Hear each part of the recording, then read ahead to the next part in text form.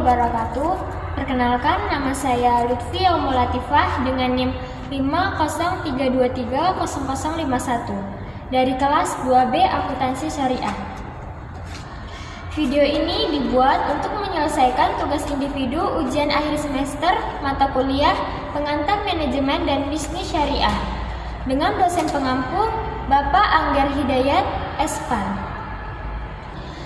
Instrumen keuangan syariah didesain untuk mengetahui prinsip-prinsip hukum Islam seperti larangan riba dan maisir. Memahami instrumen ini penting untuk memastikan kegiatan keuangan sejalan dengan nilai-nilai etika dan moral Islam. Instrumen keuangan syariah menawarkan alternatif yang berbeda dari instrumen konvensional, memberikan pilihan lebih luas bagi individu dan perusahaan yang ingin mengikuti prinsip-prinsip syariah dalam keadaan finansial mereka.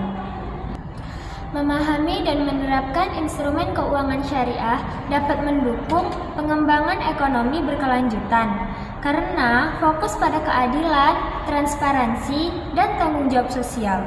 Beberapa studi menunjukkan bahwa lembaga keuangan syariah memiliki tingkat resistensi yang lebih baik terhadap krisis finansial dibandingkan dengan lembaga keuangan konvensional. Hal ini dapat menjadi nilai tambah dalam menghadapi ketidakpastian ekonomi global.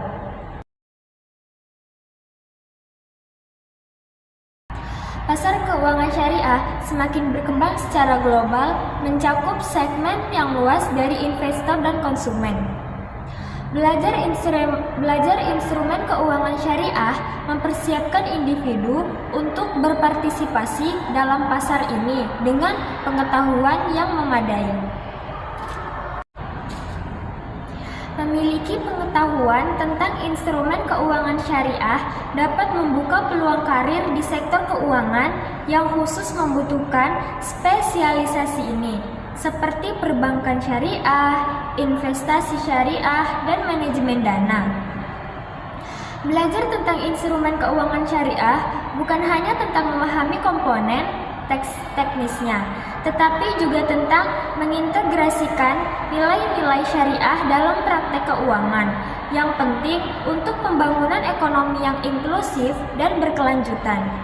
Jika seseorang tidak mempelajari instrumen keuangan syariah, beberapa masalah yang dapat timbul termasuk penggunaan instrumen keuangan konvensional yang tidak mematuhi prinsip-prinsip syariah seperti larangan riba atau bunga, maisir atau perjudian, dan gharar atau ketidakpastian yang berlebihan dapat menyebabkan pelanggaran terhadap prinsip-prinsip hukum Islam. Investasi dan kegiatan keuangan yang tidak sesuai dengan nilai-nilai etika Islam dapat menghasilkan hasil yang tidak halal atau tidak berkah, yang dianggap tidak baik dalam pandangan agama Islam. Konsep dasar instrumen keuangan syariah. Instrumen keuangan syariah merupakan aset yang dapat diperdagangkan dalam bentuk kas, bukti kepemilikan dalam entitas atau hak kontraktifal untuk menerima atau memberikan uang tunai atau instrumen lainnya. Instrumen keuangan menurut pandangan syariah ada 1 mudharabah, 2 musyarakah, dan 3 murabahah. Apa itu mudharabah? Mudharabah merupakan bentuk kerjasama antara dua pihak atau lebih, di mana pemilik modal atau sahibul mal mempercayakan sejumlah modal kepada pengelola atau mudharib untuk melakukan kegiatan usaha dengan nisbah bagi hasil atas keuntungan sesuai dengan kesepakatan. Yang kedua ada musyarakah. Apa itu musyarakah? Musyarakah adalah akad kerjasama antara pemilik modal untuk menggabungkan modal dan melakukan usaha secara bersama dalam suatu kemitraan dengan nisbah bagi hasil sesuai dengan kesepakatan. Selanjutnya ada suku atau obligasi syariah, yaitu surat utang yang sesuai dengan prinsip syariah. Lalu juga ada saham syariah, produk yang harus sesuai dengan syariatnya. Ada murabahah. Murabahah merupakan transaksi penjualan barang dengan menyatakan biaya perolehan dan keuntungan yang disepakati antara penjual dan pembeli. Yang lalu yang terakhir ada salam. Salam merupakan transaksi jual beli di mana barang yang diperjualbelikan belum ada barang diserahkan secara langsung, sedangkan pembayaran dilakukan secara tunai. Tujuan mempelajari instrumen keuangan syariah adalah untuk memahami dan mengimplementasikan prinsip-prinsip syariah dalam transaksi keuangan.